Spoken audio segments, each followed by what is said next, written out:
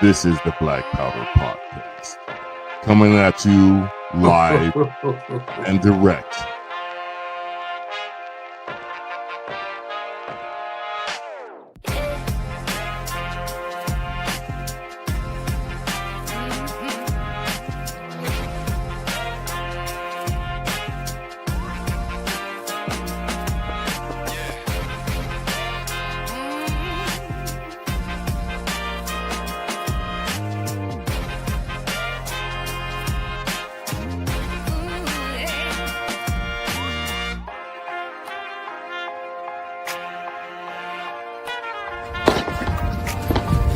Your salty tears season my life. It's the Black Powder Podcast.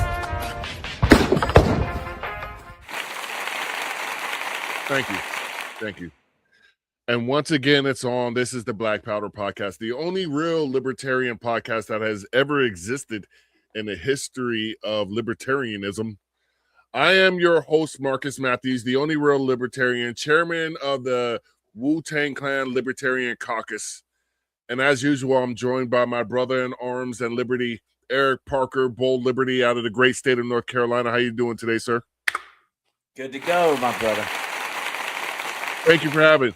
So we've been going back and forth this week because I believe the Glock 30 is the best CCW pistol out there, combined with the fact it has won 2 world wars.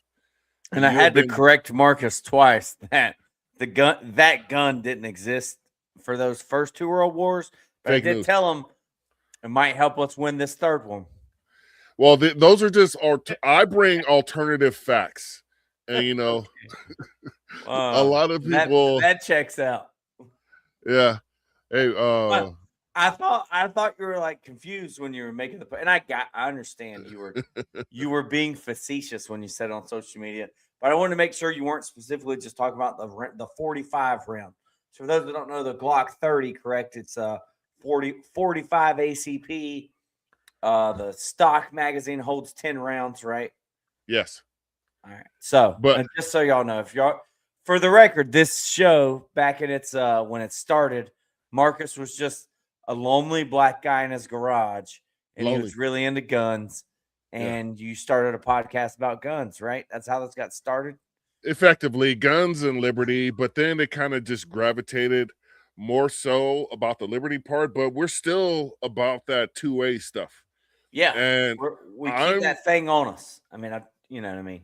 Yeah, and I'm going to stand by my statement that the Glock 30 won 2 world wars, and nobody can dispute my alternative facts because that's our society now. You can say whatever you want, and so that's Marcus is going to stand by his false statement. Okay. At any rate, even though Google, the Wayback Machine is right there on the same computer he's filming this podcast with, but I digress. Go ahead. At any rate, here on the Black Powder Podcast, we like to bring forth the best libertarian content possible, and I think we do a great job. We want to shout out our guy Joe Hanush for booking us very, very solid guests, and we have another one tonight. I'm kind of excited about this one because this man is not only is he a doctor, he is also an attorney, and most impressively, he's an elected libertarian. So, while I click these buttons over here, without further ado, today's guest is Dr. Thomas. You know what? I didn't even ask you how to pronounce your last name correctly. I'm not good with that. So, that. Yeah. Yeah, it's pronounced Laehn, like L-A-N-E. Okay, I got that. Laehn. Dr. That's Thomas easy. Laehn from the great state of Iowa. Laehn. Yeah. How you doing today? I am doing great. Thank you for having me. Awesome. So for those of us that don't know, where's Iowa on the map? I looked over there as if there's a map right there, but you're like north central United States. North central. Yeah, we're just west of Illinois. Gotcha. Tracking, that's up there. So I'm in North Carolina. Marcus is in California. The fourth largest economy in the world. Yeah. I feel like Iowa could be, and I'm not trying to make fun of the state of Iowa, but it could almost be like the fourth smallest economy. I don't know though. I could be wrong. Oh, they're huge in pork and agriculture. Yeah, Awesome. Marcus will be happy to know this. There's only 2 states that produce more food than they consume, and that's Iowa and California. See, Huh. great people live in those. You know what I'm saying? That's awesome. That's good to know. So Dr. Laehn, real quick, if you wouldn't mind telling us a little bit about yourself, your background. I know backstage you're kind of talking about you were a professor at university, but you've been practicing law for 10 years. If you want, try and just introduce to you here briefly, and then we'll get into your background, becoming a libertarian, if you want to throw that in there, if that happened in between career changes or way before you ever finished school, feel free. Yeah, thank you. And please, you're welcome to call me Thomas. So I grew up in a little town called Allison, Iowa. Did my undergrad at Drake University in Des Moines, and then I left the state, got a master's and PhD in political science at Louisiana State University down in Baton Rouge, Louisiana. I had a 1-year stint as a visiting research fellow at Hebrew University in Jerusalem before I came back to the States, and I was a university professor. I taught political science, specifically American government, political philosophy, and constitutional law at a little public university called McNeese State University down in Lake Charles, Louisiana. But I wanted to come back up to Iowa. I knew someday I'd want to get married and start a family. And I wanted my kids to grow up in a small town in Iowa, that's similar to the way I grew up. I also moved back to Iowa, went to law school at the University of Iowa. About the time I was finishing law school, I got married. My wife and I moved to Jefferson, Iowa, where I ran for district attorney. As a libertarian, right out of law school, I had about a year as an assistant prosecutor, but during that time I was preparing my campaign. And then I won the office of district attorney in Greene County, Iowa, becoming the first libertarian to hold an elective partisan office in the state. And then 4 years later, I was reelected. So I'm now approaching the end of my second term as district attorney. And I've announced I'm running for the United States Senate for the state of Iowa. So, That's awesome. that's a pretty epic resume right there. Even if you just did away with, the political wins, which us libertarians aren't very used to, still a very impressive resume. I have one question before we move forward. Is the district attorney position, are there term limits? It's essentially you're in your second 4-year term. Are you able to run for re-election of that if by chance you don't win the Iowa US Senate race? That's a great question. There's nothing that would legally prohibit me from running as county attorney for a third term. There's no limit. However, a person can only have his or her name on the ballot for one office. So because I'm running for the United States Senate in November, I cannot run for district attorney. Okay, so you're essentially applying a self-term limit. You're term limiting yourself in a sense. Doesn't mean you can't go back and try again later. If after you've been in the United States Senate for, 10, 20 years, you could always go back, right? I could, yes. Awesome. Oh yeah. So why libertarian? Great question. So I couldn't in good conscience, when I wanted to run for county attorney, district attorney, we call district attorneys county attorneys in Iowa. When I wanted to run for county attorney, I just couldn't in good conscience run as a Republican or a Democrat. I think both parties have been equally complicit in the corruption of our constitutional system. Both parties have participated in the increase in our national debt, allowing presidents to take us to war without declarations of war from Congress. I mean, the list goes on and on. And I just couldn't in good conscience run as one of the two major parties. Greene County, where I serve, is overwhelmingly Republican. A lot of people who meant well and wished me well told me, well, just run as a Republican. It doesn't matter. You'll get elected. And I couldn't do that. I'm a libertarian ultimately because I believe the libertarians are right on what the Constitution says and what it means. You know, I believe ultimately in the rule of law. I believe in Republican government, small r, not the party, but the republic. Checks and balances, limited government, equality before the law, all of these principles that took us thousands of years to figure out and to put into practice and to institutionalize it. And the Republicans and Democrats are willing to sacrifice all of it for the sake of reelection. Awesome. I love it. I love this energy. And I really love bringing, because I think of myself as a constitutional libertarian or constitutional minarchist or minarchist libertarian, like very limited government and like the vision that our founding fathers had and self-regulation, self-government, and as limited a government as possible. So I love that. I want to ask this: how, when you ran for district attorney, how close was there a Republican or Democrat opponent? How close was the election? If you could get into that a little bit. Yeah, no, so that's a great question. When I first ran, I came out strong and I came out early, and I earned the support early on of many of the leading elected officials in the county, almost all of whom were Republican. But I secured their support, and as a result, the Republican Party threatened to run a candidate against me. But I think ultimately they realized they would lose. And so they actually never even ran anyone against me. Wow.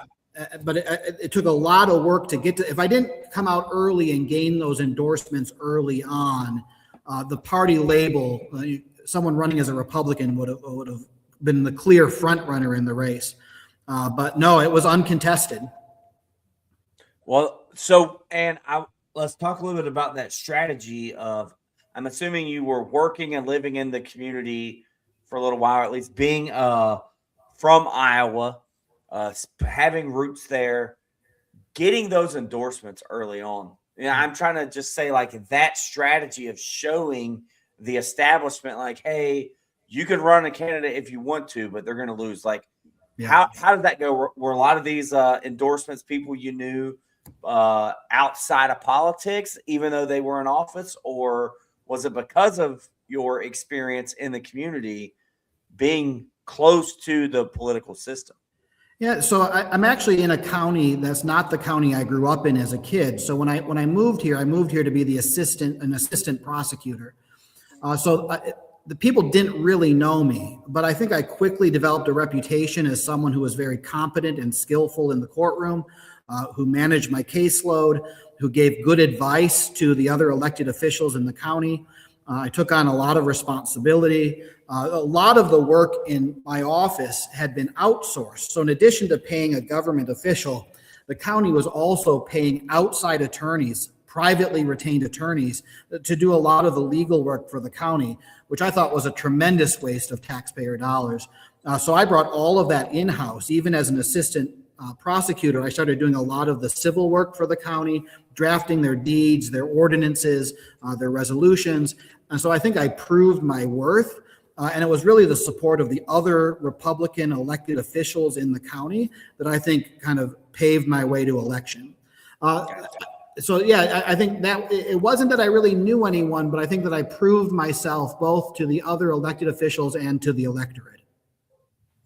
So, Marcus, let me know if you have anything, or if you want me to keep going. I don't want to keep commandeering the mic. No, it's all good. I just wanted to interject one fact. I've never met a jerk from Iowa. I've met a lot of people from Iowa, and every single one of them, I was like, damn, guy, I just want to give them a hug because they're just they're just cool people. Marcus, did you go to Iowa during like your son's baseball? Or? That was Wisconsin. And Wisconsin. Okay, they were some extremely nice people too. But, a lot of people from Iowa actually moved to California, or their parents are from Iowa because, going all the way back to the Great Western Migration during the Dust Bowl and all that stuff, there was a lot of people You know, it was mainly Oklahoma, but it was those Midwestern people that came out here, and a lot of people you meet out here, their roots are in the Midwest. Yeah. So I'm still curious how you became a libertarian. Was there a specific person, or it was just your observation of the duopoly? Yeah, so it really started with the war in Iraq. Okay. You know, so when I first registered to vote, I registered as a Republican. Me too. And when George W. Bush took us to war in Iraq, I realized that there was such a great disparity or disconnect between what the Republican Party said it stood for and then what it actually did in practice. And this idea of nation building and that we could transplant democratic values and our institutions on foreign soil was totally unconservative. And the whole idea of conservatism is that, you know, that things have to kind of occur naturally, organically over time, and you can't just impose things and can't use government to effect change. It has to kind of occur naturally through free markets or you know, through traditions and custom. And then the more I thought about things and thought about our Constitution, I realized that neither party, neither the Republicans nor the Democrats, really cared about the Constitution. They only cared about it when it was convenient, when they wanted to check the other side. But they didn't actually sincerely hold a commitment to the text. And that was really, I think the war in Iraq was really a turning point for me. But it wasn't until I moved back to Iowa, which would have been about 10, 12 years ago, that I switched my party affiliation from Republican to Libertarian. That's awesome. I think a lot of people have similar stories that gravitate towards the Libertarian because, you know, for its flaws, which seem to be many at times, it is truly the only party that looks to follow the Constitution and actually wants. I do not feel we should see the federal government in our lives on the news or anything every single day. And right now, that's what's happening every single day. And it's never for good reasons. You know, the fact that they passed a bill to put in kill switches on every single vehicle, and it was mainly the Democrats, but they needed enough Republicans for them to pass it. I don't understand why Americans are so unwilling to give a legitimate libertarian a chance. And I say legitimate libertarian because we're talking to one tonight. So what is your message going to be to Iowans when you stand up on that debate stage and tell them why they should send you to Washington, D.C.? Yeah, great. I'm going to make one quick comment, then I'll answer your question. I agree with you about the federal government shouldn't be in the news, shouldn't have so much power, shouldn't be so intrusive. I always say that my life should only intersect with the federal government on two occasions: when I'm trying to cross the border to get into the country and when I go to the post office. Otherwise, the federal government should stay out of my life. You know, my message to Iowans is right now, Gallup polls are showing that 62% of Americans would prefer to vote for a third party, right? So we are the majority. Disaffected Republicans, disaffected Democrats, independents, libertarians, we are the majority. But the two parties are colluding and are working together to propagate this false message that we only have two options on election day. And it's not that people are voting for someone, they're voting against someone. People didn't vote for Donald Trump because they liked Donald Trump. They voted for Donald Trump because they wanted to stop Kamala Harris. And I've never met anyone who supported Kamala Harris, but they voted for her because they wanted to stop Donald Trump. Everyone's voting for the lesser of two perceived evils. But as long as we keep doing that, we're perpetuating an evil system. Precisely. Yeah. And I will add to that, people voted for Donald Trump because damn near everybody in America hates Hillary Clinton. If you have half a brain, you know that she'd have been the worst possible president that we've ever had, surpassing, forgive me, my Republican friends, surpassing Donald Trump. Hillary Clinton would have been worse than Joe Biden. 100%. You can clock that. Well, and like I'll say, like, things have only gotten worse after people didn't learn their lesson the first time. Like we had 4 years of national debt higher than anyone before them. An example from DC, and people chose to reelect that again. We had an example. We still, I don't know. Well, yeah, you do know, because people, I'm sorry, Dr. Laehn, we're going to get to you in a minute, but we got to go on our little we got to rant. tangent. Yeah. But people forget when the lockdowns started. Yeah. And that's what I always say. It's a government precedent. You gave the government the power to lock down this country, and then you hand it over to people who just love absolute power. And what did they do with the lockdowns and the mandates and all of that stuff? They blew it out of the water. And I think that's a great transition, because a lot of your media was, Dr. Laehn, was against the mandates and vaccines and all of that stuff. And you said you weren't going to enforce any of those laws. Yes. So kudos to you. Yeah, I was the only county attorney in the state of Iowa that said we would not enforce those laws in my county. And that's awesome. Yeah, it was obviously unconstitutional.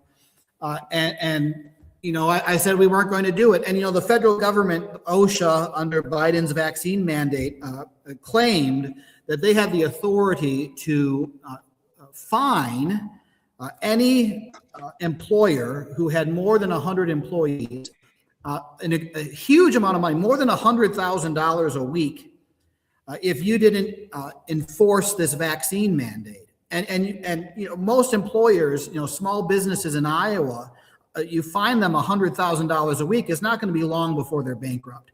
And so the federal government was saying, either you inject something into your body, or we're going to take away your livelihood. And that's unprecedented in American history. And I came out very strongly against it. And it's really interesting, because everyone else reads things through this partisan lens, because, you know, these Democrats then accused me of being a closet Republican. Well, now when I'm speaking out against what the federal government's doing in Minnesota, and you know, going into homes without judicially approved warrants and all of this, and now the Republicans are accusing me of being a closet Democrat, and everyone's just assuming that partisanship is everyone's first loyalty, and it's not. My first loyalty is the Constitution. That's awesome. I love that energy. I love it. Oh man. All right, so next up, you saw what this man is about right now, and those are strong libertarian principles, strong American constitutional principles, and therefore we need to show strong support for somebody who's going to go to Washington, D.C. and actually represent you and I. So I have posted the link to his campaign page /donate.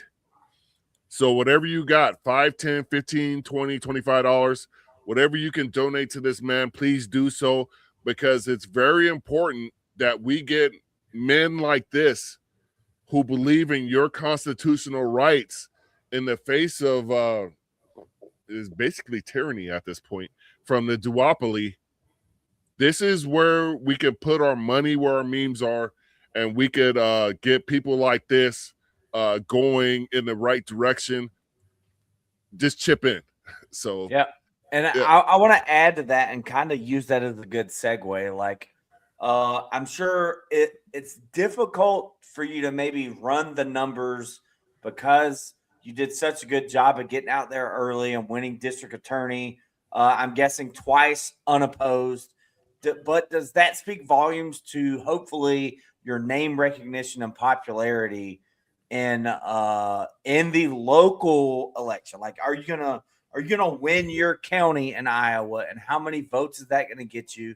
I don't know if you want to discuss strategy. I'd love to have this conversation. If you won't do it here live, where your opponents could pick out your strategy, I just want to know, how much money do we need to raise you tonight? How many votes per dollar or cent? You know what I mean? What are you looking at here? Because you worked hard and you strategized to the point where you didn't have to be on the ballot against a Republican or Democrat yet. And what's the makeup of your election look like? Is there a Republican? Is there going to be a Democrat? Are they prior office holders? Do they got name recognition? Do they have endorsements? How can we get you endorsements? Would they help you? All that. Let's go. Yeah, no, those are all great questions. So the first task is just to get on the ballot. The Iowa legislature has made it almost impossible for a third-party candidate to even get on the ballot. So I need to collect signatures across the state, thousands of signatures, just to have the opportunity to be on the ballot in November. But fundraising is also critical to all of that. It is going to be a contested race. The heir apparent on the Republican side is Ashley Hinson. She's currently a representative in the United States House of Representatives. She has been handpicked by the party elite. When she announced, she already had, $5 million in the bank, major endorsements from all the establishment Republicans. And that's really it's a telling thing that I think we need to realize that we're not electing our elected officials. They are being selected for us beforehand. She was clearly handpicked by the Republican leadership. And if we have time before we end tonight, I'll talk about a pipeline that's coming through and all the money that's being used to take people's land, use eminent domain. And the Republican Party is deeply involved in all of that. And of course, they picked a candidate who's in favor of the tax credits that's funding the whole boondoggle. On the Democratic side, there's a couple state legislators who are lesser known, who are vying for the Democratic nomination. So there will be a Republican, there will be a Democrat, and there will be a Libertarian. The money is crucial. Part of it's because the media uses fundraising as a proxy for credibility. I've been raising money. I've been quite successful. But the Des Moines Register, the major newspaper in the state, had a front page story comparing the amount of money I had raised versus the Republican versus the Democrats. And so that money is just really about credibility in addition to, funding the campaign. So any money your listeners can give, I'm hoping over the course of the next few weeks, we've just launched a fundraising campaign with the goal of raising $40,000 in the next few weeks. So anything your listeners can do to contribute to that, the maximum amount under federal law anyone's allowed to give is $3,500. But if someone can give $5, $10, $20, I have a lot of donors right now who have committed to giving $10 a week or $10 a month. Because that's all they can afford. And those are the donations that matter most to me, because all the wealthy donors with super PACs and dark money that are funding the Republicans and the Democrats, I want to show that the people still hold the power. The people can give $10 a week or $10 a month, and we can match dollar for dollar everything the billionaires can do who are corrupting our political system. I love it. Awesome. Do you have an idea, I guess, of what hypothetically the split would be in a U.S. Senate race? Have you looked up historically? Has a Libertarian ran for U.S. Senate in Iowa recently? Anything to compare it to? Yeah, we have fielded candidates before for statewide offices. Traditionally, they've only received maybe 2, 3, 4% of the vote.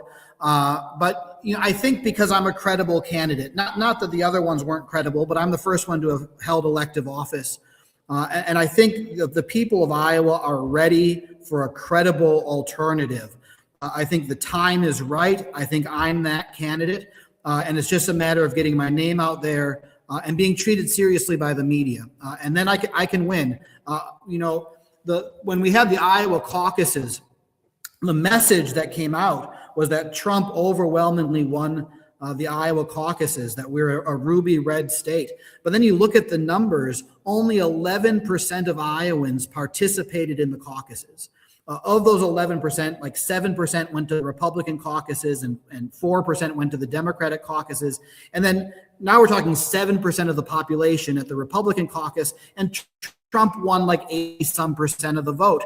But that means really only like 5 or 6% of Iowans have drunk the Kool-Aid and went to the caucuses to vote for Donald Trump. And the vast majority of the electorate is alienated and disenfranchised. And we just need to show them that they're the majority. And if they go in the voting booth and vote their conscience on election day, I will win. Yeah. And I think that message is important, get in front of the people. And Marcus, if you'll put his link back up there, I noticed whenever I was running for office, even though I didn't win, that whenever I could tell people like, hey, I need to raise this much money and it's for yard signs or a billboard or t-shirts, like that helped me gain a little bit of money. So if you could tell our listeners what this money bomb, let's say you're doing a 2-week money bomb, you need $40,000 in 2 weeks. What all is that going to go to help people pay for your campaign, and how is that going to help? Yeah, that's great. So what I've been doing, and is a very costly undertaking, is I'm having candidate meet and greet events, but I'm sending invitations to every independent or voter in the county I'm visiting. And that's tremendously effective way. Even if they don't come to the meet and greet event, they're getting some information about me, what I stand for, learning about me, learning there's a credible alternative. And then some of the people come up and we get to meet in person, and that helps the money kind of mushroom and grow. So that would be, the money we're raising now would be used to coordinate these meet and greet events, send invitations to all the local independents to help people meet one another and realize how many of us there are. I'm also trying to grow my campaign staff. Right now, I have only one paid employee. I have a whole team of volunteers. I need to get additional people, paid staffers on my campaign to get that infrastructure in place. Because if I can get my name out there, I will win. It's just a matter now of making sure the people of Iowa get a chance to meet me. So any of these positions do you need to fill volunteer and paid? Do they need to be in the state of Iowa? Any of them could do remote work if it's really important, or do they need to be in Iowa? No, people could do remote work. Absolutely. I'll need people, feet on the ground, boots on the ground here in Iowa. But anyone who wants to chip in wherever they are in the world, I'd be grateful for their help.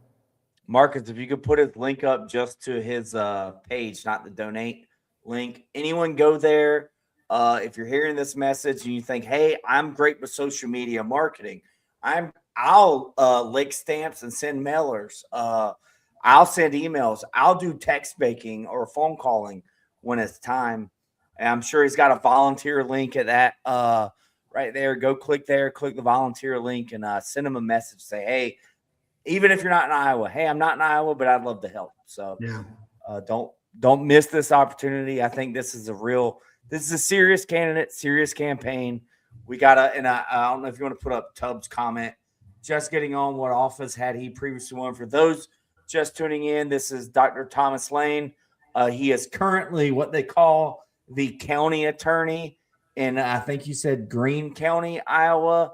Yes, sir. That's the same as a district attorney somewhere else, because I guess districts could cover more than one county, depending on where you live. So, yeah. But all right. Go ahead. So I'm a reluctant Iowan voter that is sick of the Democrats and Republicans. How do you sell me on voting for you? What are you going to do in Washington, D.C.? Yeah, great question. So I'll say a little bit about this pipeline that's being built in Iowa that really shows how corrupt our political system has become and how the two parties have corrupted it. In the IRS tax code, there's sections 45Q and 45Z, which say that if you capture carbon dioxide that would otherwise be released into the environment, into the atmosphere, the federal government will now pay you $85 per metric ton of carbon dioxide you capture.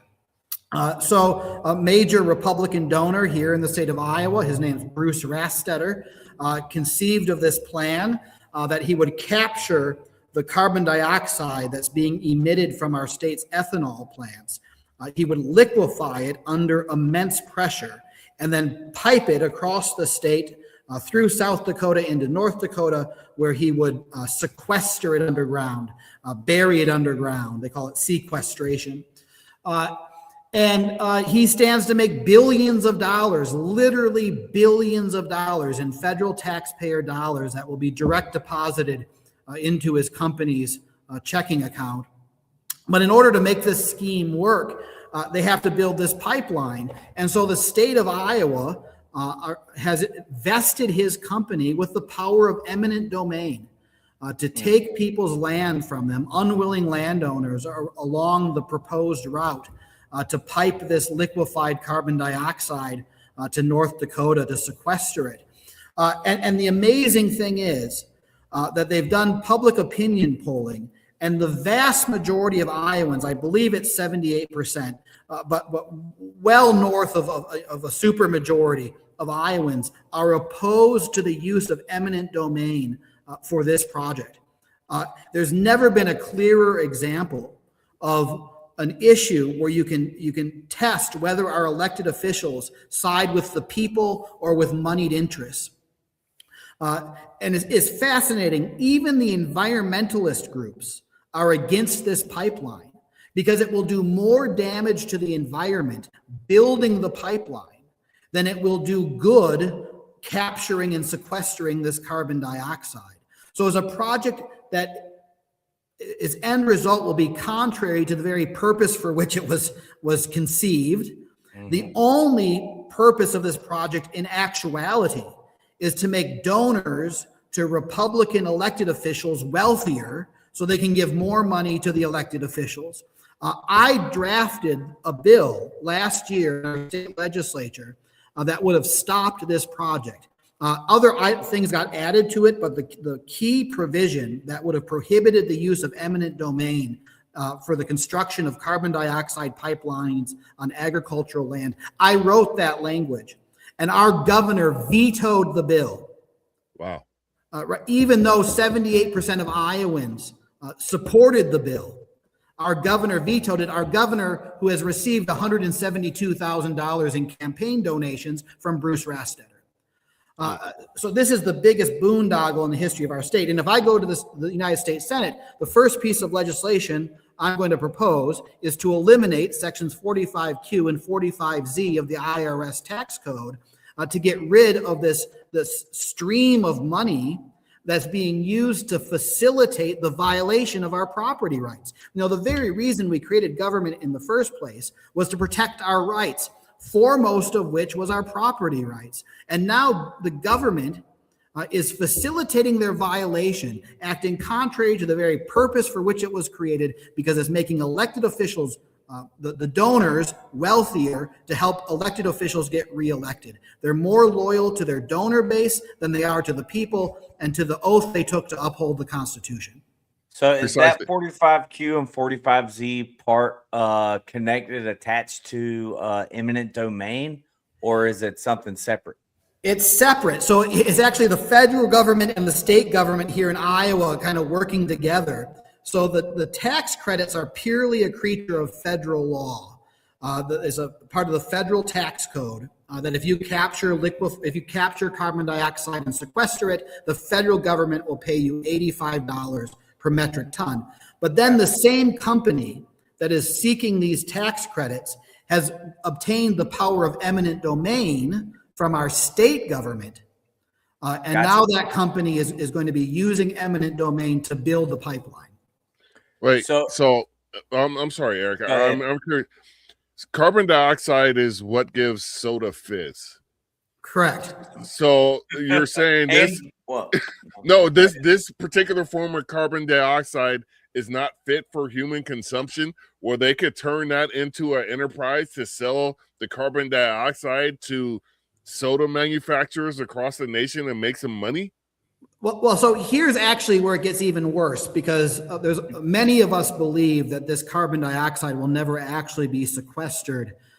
It's a lot more likely going to be used for fracking. Yeah. So this company is going to actually kind of double dip. They're going to get a tax credit from the federal government for capturing it, but then they'll be able to sell it to the oil companies to use for fracking. So that's another reason the environmentalist groups are opposed to it, is because they believe this will ultimately be used for fracking rather than to sequester it underground. So, and this is kind of getting back into my favorite part of why I'm on this podcast, but the political strategy. What is Ashley Henson's stance on this, or is she concerned with it at all? And has she received any campaign funds from this gentleman you're talking about? Yeah, Bruce Rastetter. No, we've documented it. We've campaigned on it. He's given her more than $39,000 in campaign donations. She tries to split the baby and is very disingenuous, and she's not fooling anyone. So she says she supports the tax credits, but she doesn't support the use of eminent domain in furtherance of this project. That, like I said, that's very disingenuous, because the only way this project works is if the company has the power of eminent domain. But she wants to have it both ways. She wants to keep her donors happy by saying she supports the tax credits, while trying not to offend Iowans by saying, "But I don't support the use of eminent domain." They go hand in hand. Which of our other donors are getting those same tax credits? You know what I mean? How many other people are benefiting from the same carbon sequestration tax credit? Yeah, there's ethanol plants that support it because it will. I think they're going to be able to sell their ethanol as having a reduced carbon footprint. Okay. So there's a financial incentive for the ethanol plants to get on board with this. Gotcha. But the average person on the street, we know from polling, everyday Iowans are 100% against this. And this is a recommendation, or maybe you've already done this. Have you set up your county meet and greets at the houses of the people where this pipeline is going to be eminent domain and stolen from them? Have you reached out to those people along the pipeline and say, "Hey, I'm totally against this and I need your support, and the Republican isn't going to stop it, but I will"? Have you thought about that's a great idea. I haven't had an event at anyone's home along this proposed route, but there are homeowners, landowners who are strongly supporting my campaign, one of whom hosted an event at a public library for me a few months back. So these are definitely a core part of my coalition that I'm building. Not just the landowners themselves, but anyone who cares about property rights. The Republicans and the Democrats will not defend our property rights. And as you probably know, ever since the Kelo decision by the U.S. Supreme Court, private companies, according to our Supreme Court, if they get the blessing from the government, can literally tear down your house if the government believes the private company can use your land better than you can. This is total violation of the takings clause of the Fifth Amendment. And yet no one in Congress does anything to stop it because it's enriching their donors. So is that a federal law that you just mentioned, or state, or in conjunction Federal Supreme Court case? Yeah.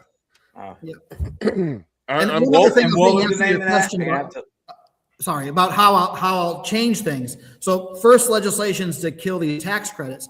The other thing that the American people and the people of Iowa need to know: many years ago, 20 years ago, I interned in the United States Senate. And I was shocked because I was taken to the Senate floor, and there was one person standing on the Senate floor talking to the television camera. And I was young and naive, and I asked the staffer who was giving me this tour, "Well, where are all the other senators?" And he said, "Well, you don't understand how it works here. There's never more than one person on the Senate floor. They just take turns talking to the camera. They're just essentially campaigning for re-election. And C-SPAN has agreed never to pan out to show that there's nobody else in the room." And I realized that this is all just a Hollywood production, that every single member of the Senate is complicit in defrauding us. I am the advisor for our elected officials here in Greene County. Our Board of Supervisors is our legislative body. There's 5 people who sit on the Board of Supervisors. I would never allow them to conduct business unless there were at least 3 supervisors present. It's a basic principle of law. You need a quorum before you can do business. But in the Senate, there's never more than 1 or 2 people in the room at a time. And the first thing I would do when I'm elected to the United States Senate, I'm going to go to the Senate floor and say, "I demand a quorum. C-SPAN, pan out, show that there's no one else here. We cannot be doing business unless there's at least 51 senators present." And the whole system collapses. They're all too busy right now meeting with their donors and lobbyists and interest groups. They're more concerned about their reelection than governing and abiding by their oaths of office and doing their duty. And it would just take one senator to demand a quorum. And it shows that every member of the Senate today is complicit in defrauding us because none of them demand a quorum.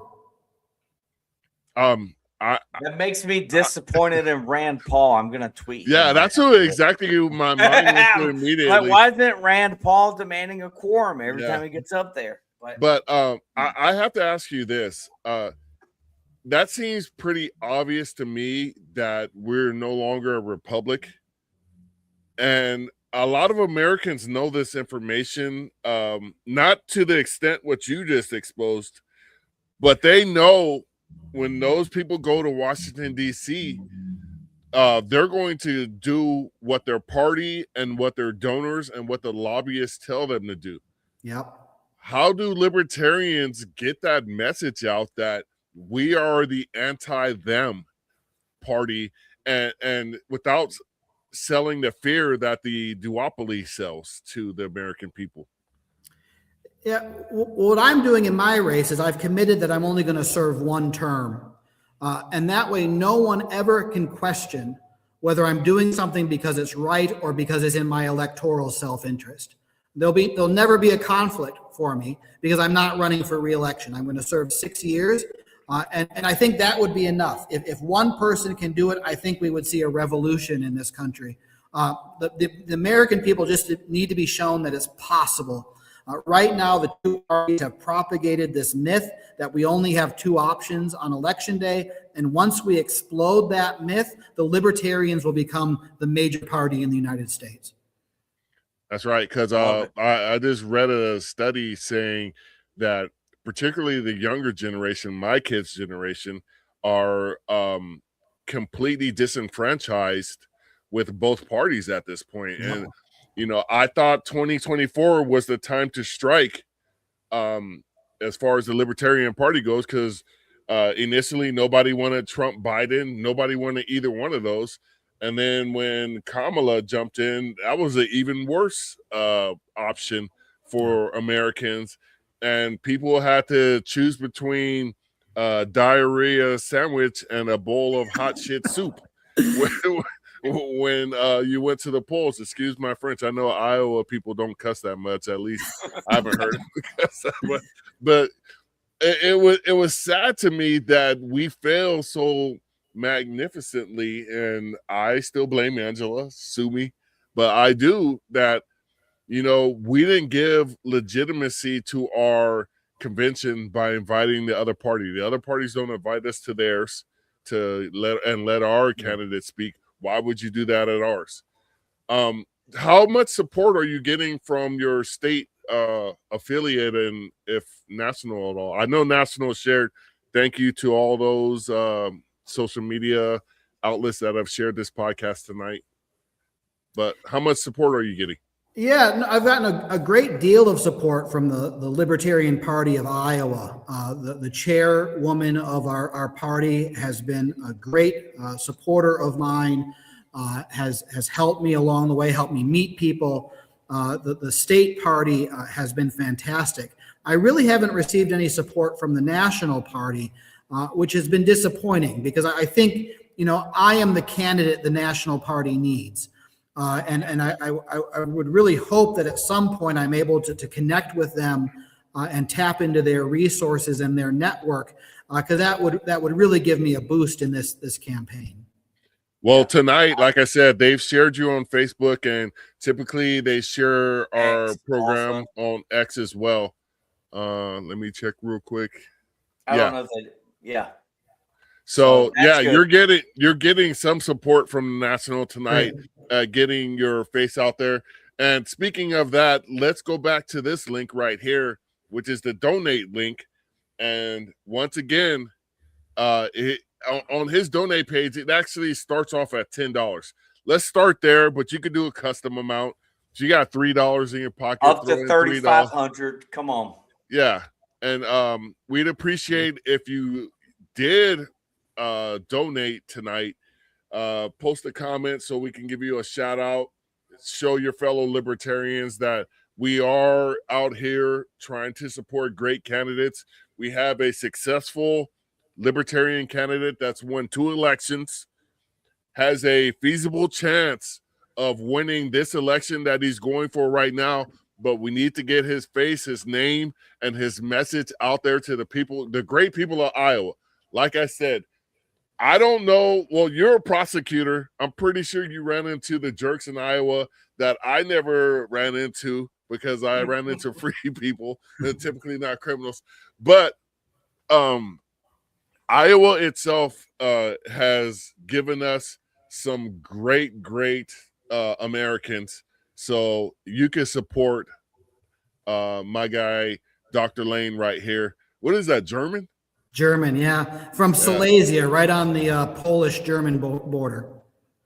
Yeah. Our guy, Joe Hanush, says, thank you for running, Thomas. Yeah, thanks, Joe. Joe, thank you for getting us another great guest. You're doing a wonderful job. We truly appreciate you. Eric. Yeah, I just want to give you this opportunity. If there's any pillars to your campaign that we haven't discussed yet, that's important to you, that people understand, especially maybe to the people of Iowa, the libertarians, and is there anything we haven't asked you that you'd like to talk about real quick? Sure. Well, I'll say one thing, because something Marcus said a moment ago about us not being a republic anymore triggered a thought. You know, people ask me why I'm running for the Senate, and really, as I've reflected on why I'm running, the reason is because when I was elected county attorney, I swore an oath to defend the Constitution. And I believe that right now, at this time, the best way I can defend the United States Constitution is by running for the United States Senate as a libertarian. I think Iowans need to know how much is at stake in this election. The question on the ballot is whether or not we are going to keep our republic. And I'll give one very quick example, something that should have alarmed everyone across the country. This past summer, President Trump issued an executive order. This is symptomatic of a much deeper problem, that laws are being now made unilaterally by the president, and members of Congress are too busy campaigning for re-election than to legislate.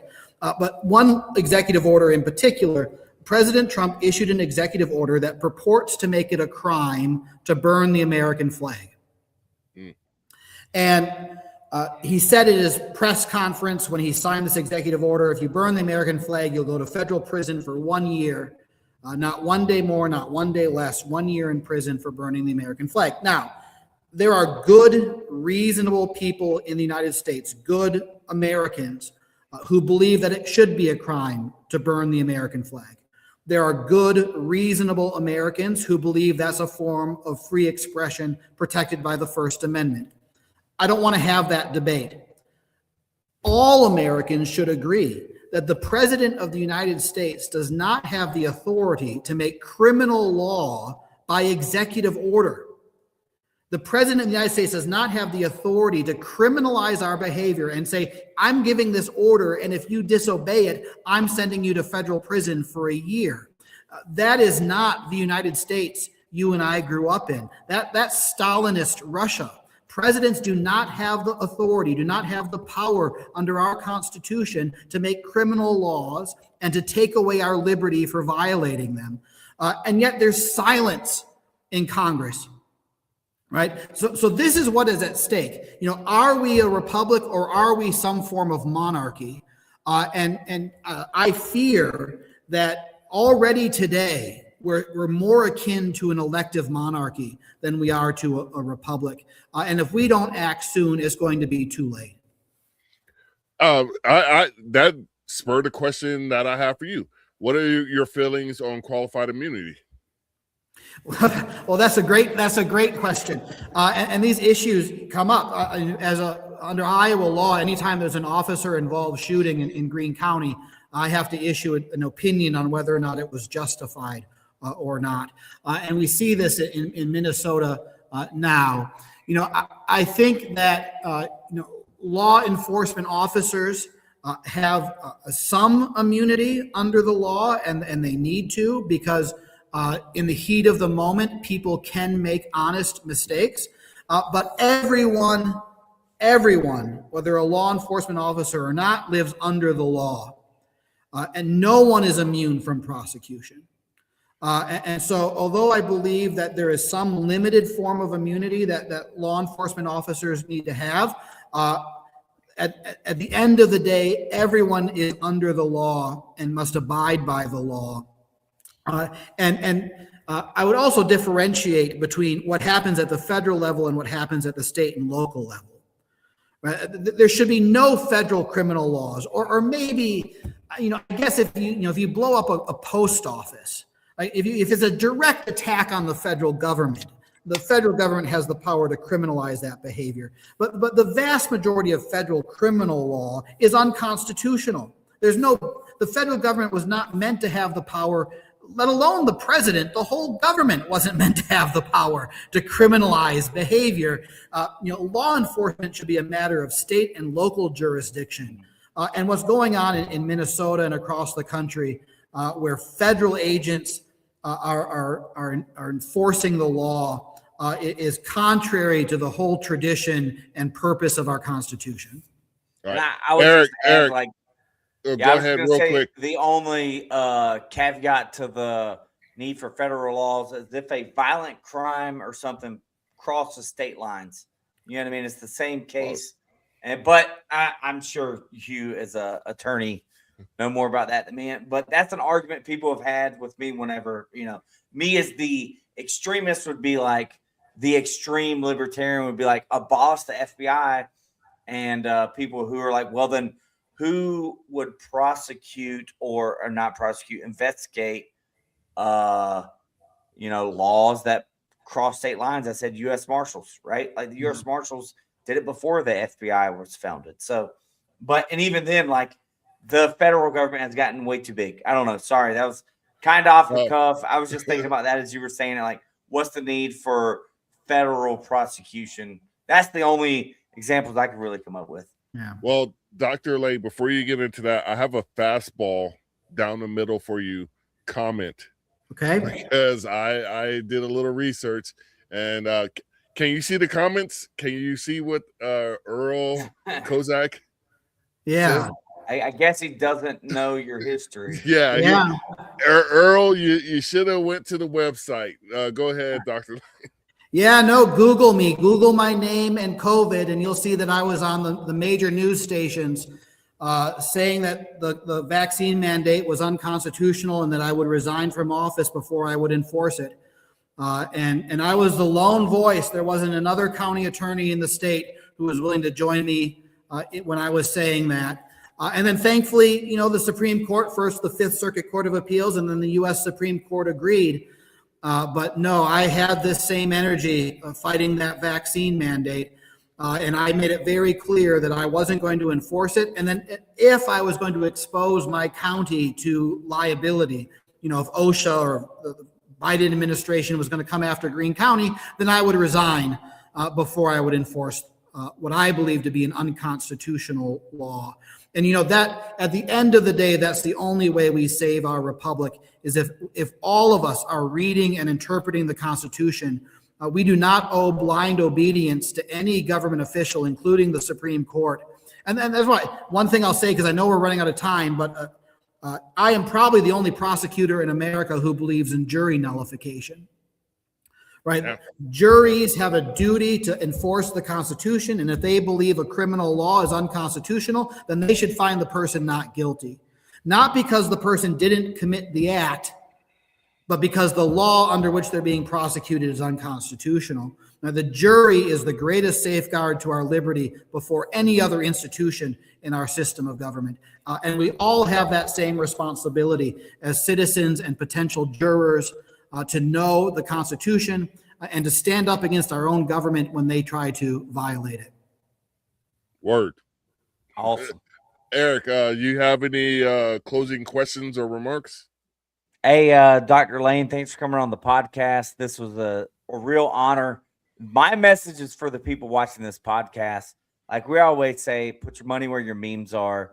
This is already an elected libertarian in a partisan race. People know him by name in Iowa and Greene County. He's obviously viable. He believes in the Constitution, believes in liberty, believes in freedom, wants limited government. Let's do what we can, whatever you can, to help get this guy to raise the $40,000 2-week-long money bomb. We're getting that money, and we're going to use it for good here. We're going to get Dr. Laehn elected to the U.S. Senate. Imagine that. Breaking news all over the Hill, C-SPAN, CNN, Fox News, whatever the other ones on Newsmax, all your streaming platforms. Tucker Carlson be talking about it. We might be able to get you on there before then, not us. Somebody might be able to get you on there. I'm just saying, Libertarian wins the U.S. Senate. Let's do everything we can to see that this happens. I guarantee you, if that happens, if I win, and I plan to win, within 4 years, we would control the Congress. Because once people realize it's possible, they would realize they're in the majority, and libertarians would win up and down the ballot all across the country. Awesome. Let's go. I'm going to let Earl get my last question on the night, because this is one that's near and dear to my heart. What is your 2A position? Again, I don't know your position on that. He was the one with the earlier COVID question, but on the 2A, how do you stand? I think this is another fastball down the middle. It is a fastball down the middle. I believe in gun rights. I believe that the Second Amendment is just as important as any other amendment in our Bill of Rights. And I think ultimately, I believe that the Second Amendment doesn't just guarantee us the right to defend ourselves against other individuals who might wish us harm. It was ultimately meant to give the people the ability to defend themselves against their own government. Yeah. And so that is one of the guarantors of the entire Bill of Rights. Just like the jury is an institution that makes sure the government can't invade our rights, so too the Second Amendment. I'll mention, I have a book coming out. I have a book that I've written that's going to be published, coming out later this year. And part of the genius of the American constitutional system, this is the argument in my book, is that our founding fathers wanted to leave us the means, the mechanisms to have revolutions without having to resort to our guns. Right? Jury nullification, voting, the amendment process. These were all methods by which we, the people, could take back our government and have what I call peaceable revolutions, that we could overthrow the government through the amendment process or through jury nullification without having to resort to our guns and our pitchforks. But a backstop to that, at the end of the day, we have the Second Amendment. There you go. Amen. I love it. Yeah. That's how I feel, because my FBI handlers heard me say this several times, but I think the politicians in our government should do their jobs like their life depends on it. I'm not advocating for violence against anybody, but if it's tyranny they bring, it's revolution we have the right to recover.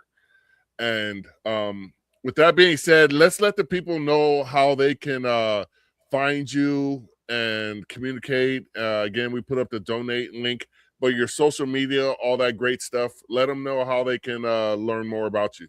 Yeah, you can find me on X, you can find me on Facebook, or you can visit my website. I'm available. I have a great team that's working for me, that's helping me get my message out on social media. You can find me, like I said, X, Facebook, or visit my website. I would be grateful for everyone's support. Right on. And once again, this is Dr. Thomas Laehn from the great state of Iowa. Thank you very much for coming on the Black Powder podcast. Yeah, Eric, thank you for having me. I've really enjoyed our time tonight. Awesome. Eric, thank you very much. Dr. Laehn will ask you to hold on over the next 58 seconds of the outro video so we could chop it up for a minute on some other building stuff, because you brought up some points that I think we may be able to collaborate on at a later date. With that being said, this has been the Black Powder Podcast, the only real libertarian podcast out there. We want to thank all of you who watched and listened tonight. And as we always say when we end our podcast, live free or die.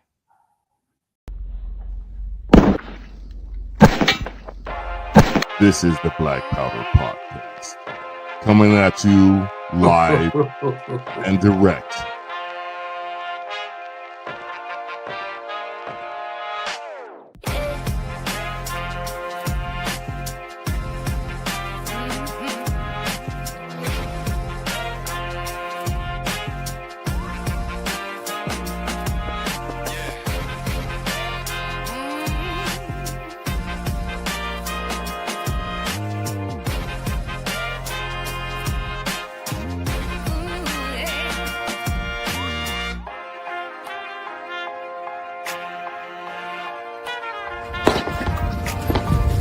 Your salty tears season my life.